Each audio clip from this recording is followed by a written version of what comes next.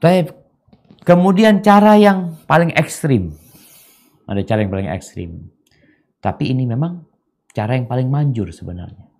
Apa? Ya setelah tadi proses kita lewatin ya. Cara yang ekstrim itu memaafkan dia.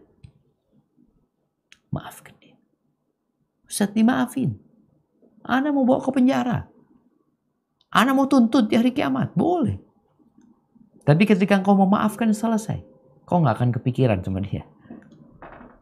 Berapa banyak sengketa-sengketa yang terjadi karena tidak saling memaafkan. Keributan yang terjadi karena tidak saling memaafkan. Atau sebagian memang nggak mau minta maaf. Allah berfirman di surat Al-A'raf ayat 199. Di surah Al-A'raf ayat 199.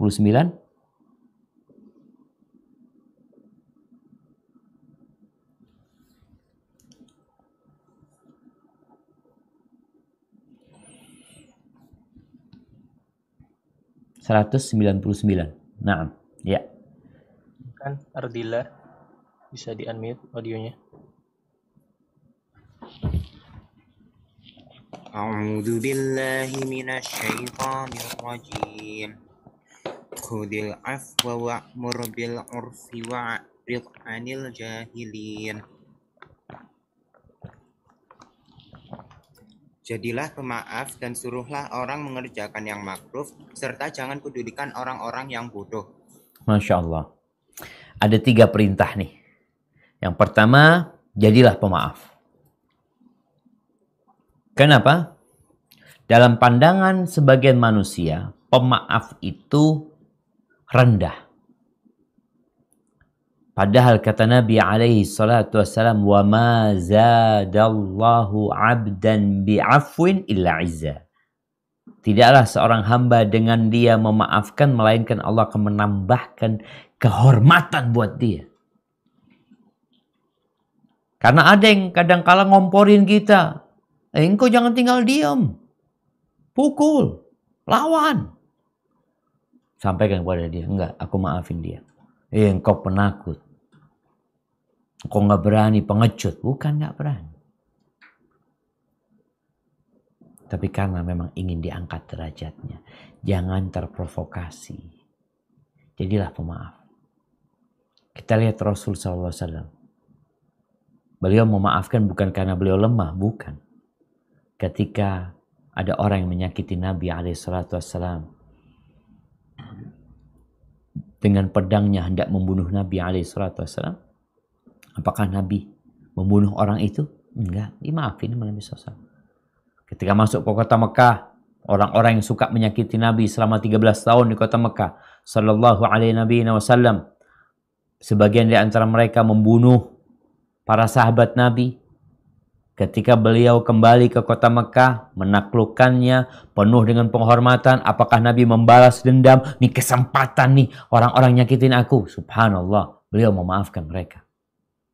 Ketika Rasulullah sallallahu alaihi wasallam berdakwah ke Taif, sampai Taif dilemparin batu, sampai berdarah-darah kakinya Nabi SAW. Yang membuli ini anak-anak jemaah.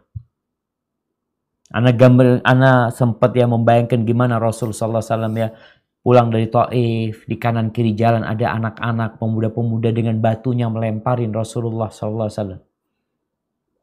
Karena biasa atau mudah diprovokasi itu anak-anak. Kasih duit, sudah selesai.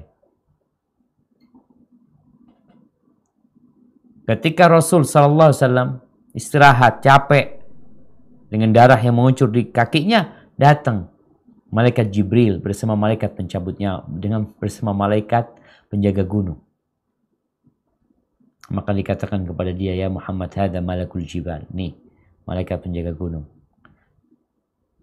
Kata malaikat penjaga gunung ini, kalau engkau mau, aku akan timpakan gunung kepada penduduk Mekah atau penduduk Taif. In syi'ta an utbiqa alaihimul akhsyabain. Bukan satu gunung, 2 gunung. Biar selesai nih. Kira-kira kalau antum yang ditawarin kayak gitu, antum akan katakan, alhamdulillah, bismillah, cepetan sudah. Capek antum sudah ngadepin mereka. Nah, Nabi SAW mengatakan, enggak, jangan. Aku berharap Allah keluarkan dari sulbi-sulbi mereka orang-orang yang mentauhidkan Allah Subhanahu wa taala. Ini kehormatan jemaah. Ini sebuah kemuliaan. Bukan balas dendam. Wa'mur bil urf. Perintahkan kepada kebaikan. Ketika kita memaafkan, bukan berarti kita membiarkan kemungkaran terjadi. Kita berusaha untuk memperbaiki, memberikan nasihat. Ada orang yang bisa dikasih nasihat, tapi ada orang-orang yang bodoh. Makanya kata Allah, kalau yang dihadapin orang bodoh, jangan diladenin. Terus udah berpaling, biarin udah orang itu. Jangan malah dihargai itu orang. Orang itu kadangkala, kalau kita meladenin dia, seakan-akan dia punya harga. Tapi tatkala antum berpaling dari dia, seakan-akan orang itu nggak ada. Dia sakit hati dan semoga Allah memberikan hidayah kepada dia.